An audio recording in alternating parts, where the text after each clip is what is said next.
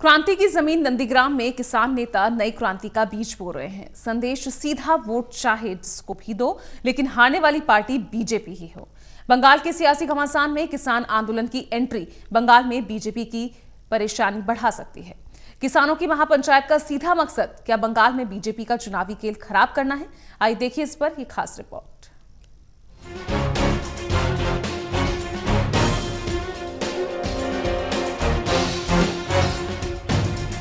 कृषि कानूनों की वापसी को लेकर लंबे समय से आंदोलन कर रहे किसानों की बात अभी तक नहीं बन सकी है। सरकार पर दबाव बनाने के लिए किसान संगठनों ने कई तरीके आजमाए, लेकिन सरकार ने इन कानूनों की वापसी को लेकर दो टूक जवाब दे दिया। कानून वापस नहीं होंगे और बातचीत के लिए सरकार हमेशा तैयार है। पश्चिम बंगाल के विधानसभा चुनावों में, या यूं कहें कि देश के किसी भी राज्य के विधानसभा चुनावों में ऐसा संभवतः पहली बार हुआ कि पगड़ी बांधे सिख और हरी टोपी पहने किसान नेता प्रचार के दौरान मंच से लोगों को ठोस निर्णय लेने के बारे में सलाह दे रहे हों। पश्चिम बंगाल के चुनावी दंगल में ये पहली बार था जब सभाओं में जय जवान जय किसान और किसान एकता जिंदाबाद के नारे गूंज रहे थे। ये आवाजें किसानों के मंचों से गूंज रही थीं, जो दिल्ली के सिंघू बॉर्डर से पश्चिम बंगाल में किसान आंदोलन का केंद्र रहे नंदीग्राम और सिंगूर पहुंचे थे। केंद्र सरकार के लाए नए कृषि कानूनों का विरोध कर रहे किसान संगठन अब हर उस राज्य का दौरा कर रहे हैं जहां विधानसभा चुनाव होने हैं। पश्चिम बंगाल के चुनावी दंगल में इन किसान नेताओं की मौजूदगी ने चल रहे राजनीतिक संघर्ष को नया मोड़ दे दिया है। फिर चाहे वो कोलकाता के धर्मतल्ला का मैदान हो, आसनसोल या नंदीग्राम या फिर सिंगूर, जहां जहां किसानों की महापंचायत का आयोजन किया गया, वहां नेताओं की नई खेप देखकर पश्चिम बंगाल के लोग भी अचंभे में नजर आए। उन्होंने ऐसा नजारा पहले कभी नहीं देखा था, जब पंजाब, हरियाणा और उत्तर प्रदेश के किसान बंगाल के चुनावों में इस तरह की रुचि दिखा रहे हों। संयुक्त किसान मोर्चा के नेता गुरनाम सिंह चढ़ूनी जब सिंगूर के किसान महापंचायत के मंच से बोलने के लिए खड़े हुए तो उन्होंने लोगों से कहा वो नए कृषि कानूनों के खिलाफ केंद्र सरकार के विरोध स्वरूप सत्तारूढ़ भारतीय जनता पार्टी के अलावा किसी भी दल को वोट दें। वो बार बार कहते सुने गए कि किसी को भी वोट दे दें, लेकिन बीजेपी को ना दें। अब आपके हाथ में पावर है। 5 साल में एक बार जो मौका आता है, अगर आप पूरे देश की मदद, आप एक बार केवल बटन दबाना है आपको। अगर उस बटन दबाने से देश का भला हो सकता है तो इससे सस्ता सौदा क्या हो सकता है।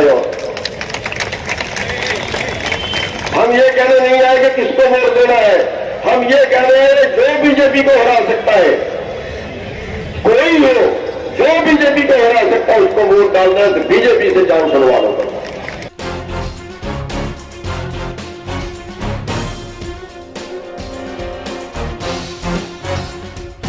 यही बात दूसरे किसान नेता बलबीर सिंह राजेवाल ने भी दोहराई। उन्होंने बार बार जोर देते हुए कहा वो मतदाताओं में यही जागरूकता लाने के लिए पश्चिम बंगाल आए हैं। किसान नेता राकेश टिकैत कोलकाता पहुंचे थे।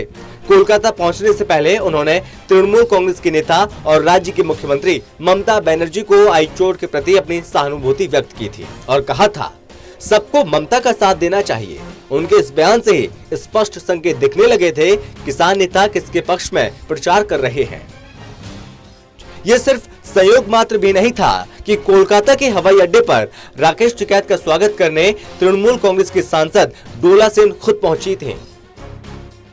संयुक्त किसान मोर्चा में 300 से ज्यादा किसान संगठन शामिल हैं और उनमें से भी लाल झंडे वाले संगठनों की तादाद बहुत ज्यादा है।